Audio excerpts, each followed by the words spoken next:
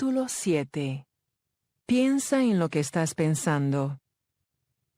Meditaré en tus preceptos y consideraré tus caminos, los caminos de vida delineados por tu ley. Salmo 119, versículo 15. La palabra de Dios nos enseña en qué debemos emplear el tiempo pensando. El salmista dice que él pensaba o meditaba en los preceptos de Dios. Eso significa que empleaba mucho de su tiempo reflexionando y pensando en los caminos de Dios, sus instrucciones y sus enseñanzas. El Salmo 1, versículo 3, dice que la persona que hace eso será como árbol firmemente plantado junto a corrientes de agua, que da su fruto a su tiempo y su hoja no se marchita. En todo lo que hace, prospera y llega a madurar. Es muy beneficioso pensar en la palabra de Dios. Mientras más tiempo pasa una persona meditando en la Escritura, más cosechará de la palabra. Ten mucho cuidado con lo que piensas. Cuidaos de lo que oís, con la medida de reflexión y estudio, con que midáis la verdad que oigas, se os medirá en virtud y conocimiento, y aún más, además, se os dará. Marcos 4, versículo 24. ¡Qué gran escritura! Nos dice que mientras más tiempo pasamos pensando en la palabra que leemos y oímos, más poder y capacidad tendremos para cumplirla. Más conocimiento se nos revelará acerca de lo que hemos leído o escuchado. Básicamente, se nos dice que sacaremos de la palabra de Dios lo que hayamos puesto en ella. Observemos especialmente la promesa de que la cantidad de reflexión y estudio que le dediquemos a la palabra determinará la cantidad de virtud y conocimiento que nos devolverá.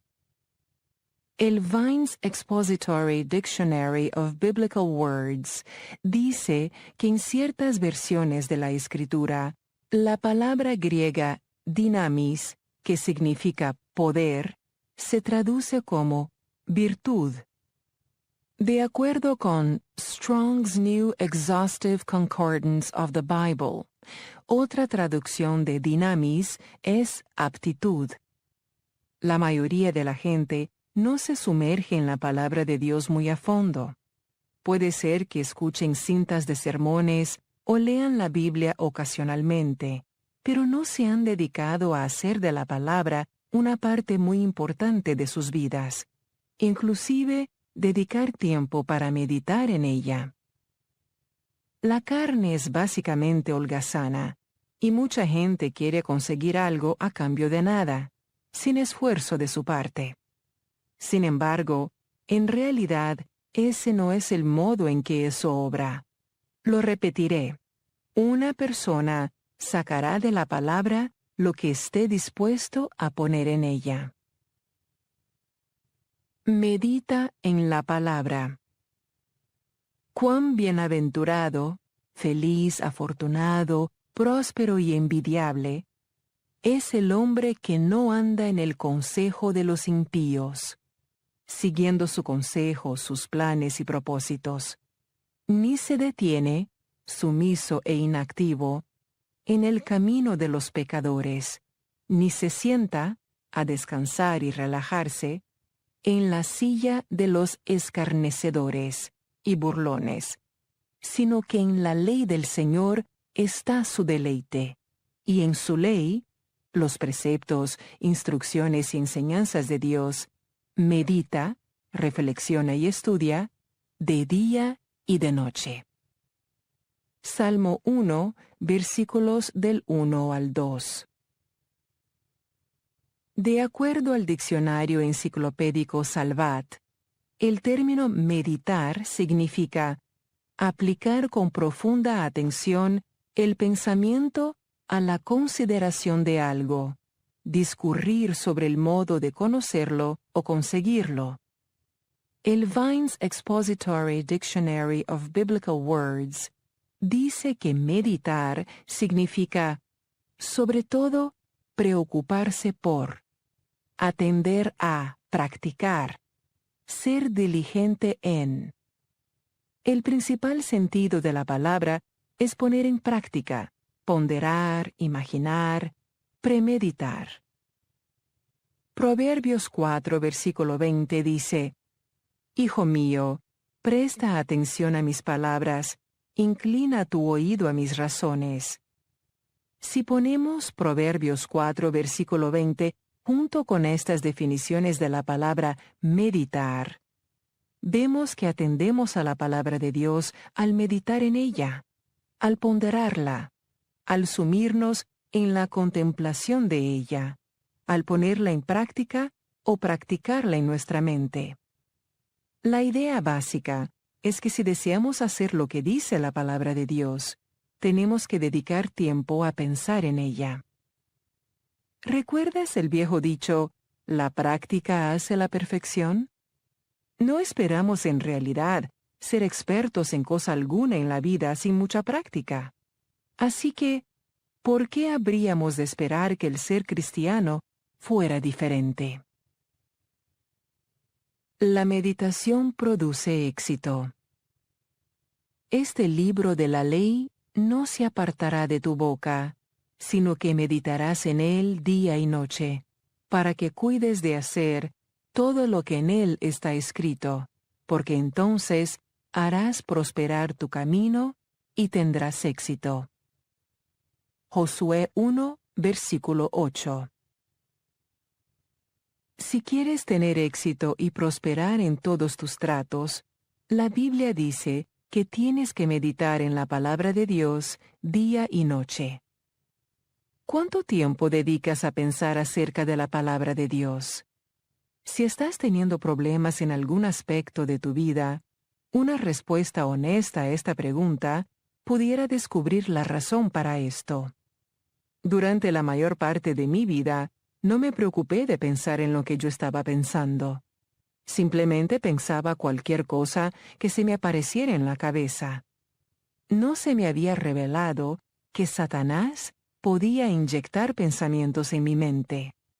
Mucho de lo que estaba en mi cabeza era o mentiras que Satanás me estaba diciendo, o solo puras tonterías. Cosas que en realidad no merecían la pena de gastar mi tiempo pensando en ellas. El diablo estaba controlando mi vida porque estaba dominando mis pensamientos. Piensa en lo que estás pensando, entre los cuales también todos nosotros en otro tiempo vivíamos en las pasiones de nuestra carne, nuestra conducta gobernada por nuestra naturaleza corrupta y sensual, satisfaciendo los deseos de la carne y de la mente. Efesios 2, versículo 3. Pablo nos advierte aquí que no debemos ser gobernados por nuestra naturaleza sensual u obedecer los impulsos de nuestra carne ni los pensamientos de nuestra mente carnal. Aunque era cristiana, tenía problemas en mi vida diaria porque no había aprendido a controlar mis pensamientos. Yo pensaba en cosas que mantenían mi mente ocupada, pero que no eran productivas de un modo positivo. Necesitaba cambiar mi forma de pensar. Cuando el Señor empezó a enseñarme acerca del campo de batalla de la mente, habló a mi corazón y me dijo una cosa que se convirtió en un hito en mi vida. Eso fue: piensa en lo que estás pensando. Cuando comencé a hacerlo, no demoré mucho en percatarme de por qué tenía tantos problemas en mi vida. Mi mente era un desastre. Estaba pensando en todas las cosas que no debía. Iba a la iglesia, y lo había hecho por años, pero en realidad jamás pensaba en lo que oía. Como se dice, me entraba por un oído y me salía por el otro. Leía porciones de la Escritura cada día, pero nunca reflexionaba en lo que leía. No le estaba prestando atención a la palabra. No le estaba dedicando ni un pensamiento ni estudio a lo que oía. Por consiguiente, no recibía de vuelta ninguna virtud ni sabiduría. Meditar en las obras de Dios. En tu misericordia, oh Dios, hemos meditado en medio de tu templo. Salmo 48, versículo 9. El salmista David hablaba con frecuencia acerca de meditar en todas las obras maravillosas del Señor, los hechos poderosos de Dios. Él decía que pensaba en el nombre del Señor, la misericordia de Dios, el amor de Dios y muchas cosas parecidas. Cuando empezaba a sentirse deprimido, escribió en el Salmo 143 versículos del 4 al 5. Y en mí languidece mi espíritu, envuelto en pesadumbre. Mi corazón está consternado dentro de mí. Me acuerdo de los días antiguos, en todas tus obras medito, reflexiono en la obra de tus manos. Por este pasaje, vemos que la respuesta de David a sus sentimientos de depresión y pesadumbre no era meditar en el problema. En lugar de ello, él se enfrentaba al problema escogiendo literalmente recordar los buenos tiempos del pasado, ponderando los hechos de Dios y las obras de sus manos. En otras palabras, él pensaba en algo bueno, y eso lo ayudaba a vencer la depresión.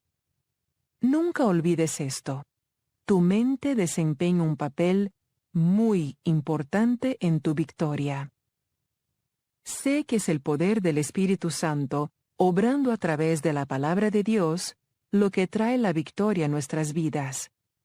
Pero una gran parte de la obra que hace falta llevar a cabo nos toca a nosotros, que tenemos que alinear nuestras ideas de acuerdo con Dios y su palabra. Si nos negamos a hacer esto o decidimos pensar en cosas sin importancia, jamás alcanzaremos la victoria. Ser transformados mediante la renovación de nuestra mente. Y no os adaptéis a este mundo, esta era, amoldados y adaptados a sus costumbres externas y superficiales, sino transformaos, cambiaos, mediante la entera renovación de vuestra mente, por sus nuevos ideales y actitudes, para que verifiquéis por vosotros mismos cuál es la voluntad de Dios, lo que es bueno, aceptable y perfecto, a sus ojos para vosotros. Romanos 12, versículo 2. En este pasaje, el apóstol Pablo nos dice que si deseamos ver la buena y perfecta voluntad de Dios manifestarse en nuestras vidas, podemos, si renovamos nuestras mentes.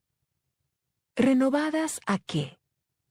Renovadas al modo de pensar de Dios. Por este proceso de pensar nuevo, cambiaremos y nos transformaremos en lo que Dios planeó para nosotros. Jesús ha hecho posible esta transformación por medio de su muerte y resurrección. Por este proceso de renovar nuestras mentes, eso se vuelve realidad en nuestras vidas. A estas alturas, permíteme decir, para evitar cualquier confusión, que la forma correcta de pensar nada tiene que ver con la salvación. La salvación se basa únicamente en la sangre de Jesús, su muerte en la cruz y su resurrección. Mucha gente irá al cielo porque aceptaron de veras a Jesús como su Salvador. Pero muchas de esas mismas personas nunca habrán andado victoriosas ni disfrutado del buen plan que Dios tenía para sus vidas, porque no renovaron sus mentes de acuerdo con su palabra. Durante años yo fui una de esas personas. Había nacido de nuevo. Iría al cielo, iba a la iglesia y seguí una forma de religión, pero en realidad no disfrutaba de victoria en mi vida. La razón era que estaba pensando en lo que no debía. Pensar en estas cosas. Por lo demás, hermanos, todo lo que es verdadero, todo lo digno, todo lo justo, todo lo puro, todo lo amable, todo lo honorable, si hay alguna virtud o algo que merece elogio, en esto meditad. Fijad vuestras mentes en ellas. Filipenses 4, versículo 8. La Biblia presenta muchas instrucciones detalladas acerca de la clase de cosas en que debemos pensar. Estoy segura de que puedes apreciar por todas estas escrituras que se nos dan instrucciones de pensar en cosas buenas, cosas que nos edificarán y no nos echarán por tierra. Es muy cierto que nuestros pensamientos afectan nuestras actitudes y disposición de ánimo. Todo lo que el Señor nos dice es para nuestro propio bien. Él sabe lo que nos hará felices y lo que nos hará desgraciados. Cuando una persona está llena de ideas erróneas, se siente desdichada. Y sé por experiencia propia que cuando una persona se siente desgraciada, por lo regular, termina siendo infelices a otros también.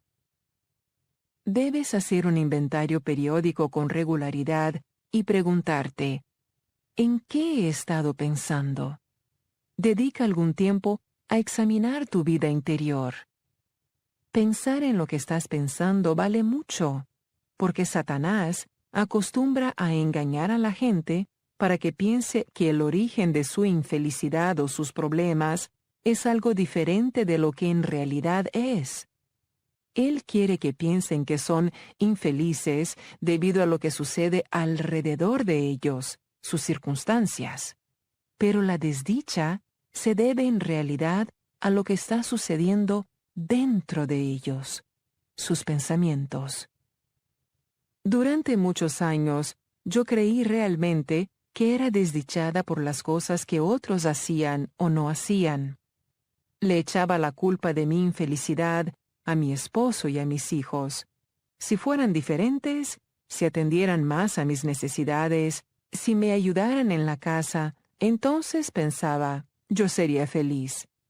Era una cosa y luego otra durante años.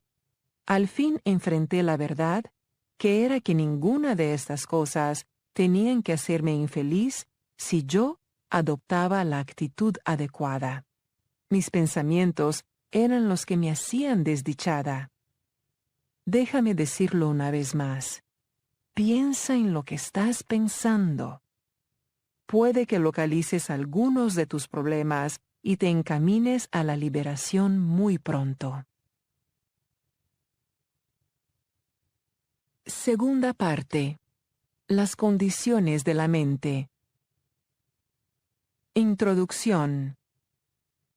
Mas nosotros tenemos la mente de Cristo, el Mesías, y retenemos los pensamientos, sentimientos y propósitos de su corazón. Primera de Corintios 2, versículo 16. ¿En qué condiciones está tu mente? ¿Has notado que las condiciones de tu mente cambian? En un momento puedes estar calmado y apacible, y en otro, ansioso y preocupado. O puedes tomar una decisión y estar seguro de ella, y después tu mente se confunde en lo relativo a la misma cosa con respecto a la cual estabas tan seguro y cierto. En mi propia vida, he pasado por esas cosas igual que los demás. Ha habido momentos en que parecía ser capaz de creer en Dios sin sombra de duda, y de repente había otros en que las dudas y la incredulidad me perseguían sin misericordia. Debido a que la mente parece poder estar en tantas condiciones diferentes, me empecé a preguntar, ¿cuándo está normal mi mente? Deseaba saber lo que era normal para poder aprender a enfrentar los patrones de pensamiento anormales en cuanto se presentaran. Por ejemplo, una mente crítica suspicaz y condenatoria, debe considerarse anormal en un creyente. Sin embargo, durante la mayor parte de mi vida, era normal para mí, aunque no debía haberlo sido. Era a lo que yo estaba acostumbrada. Y aunque mis pensamientos estaban muy equivocados y me estaban provocando muchísimos problemas en mi vida, yo no sabía que algo andaba mal en mi forma de pensar. No sabía que podía hacer algo con respecto a mi modo de pensar. Era creyente y lo había sido durante años, pero nada me habían enseñado acerca de mi forma de pensar o de en qué condiciones debía estar la mente de un creyente. Nuestras mentes no nacen de nuevo con el nuevo nacimiento. Tienen que ser renovadas. Romanos 12, versículo 2. Como ya he dicho varias veces, la renovación de la mente es un proceso que toma tiempo. No te sientas desolado si escuchas la siguiente parte de este audiolibro y descubres que la mayor parte del tiempo tu mente está en una condición anormal para alguien que declara que Cristo es su Salvador. Reconocer el problema es el primer paso hacia la recuperación. En mi propio caso, empecé a tomar mucho más en serio mis relaciones con el Señor hace varios años, y fue en aquel tiempo que Él empezó a revelarme que muchos de mis problemas tenían sus raíces en la manera errada de pensar. Mi mente estaba revuelta. Dudo que haya estado alguna vez en las condiciones que debía haber estado, y si lo estuvo, no fue por mucho tiempo.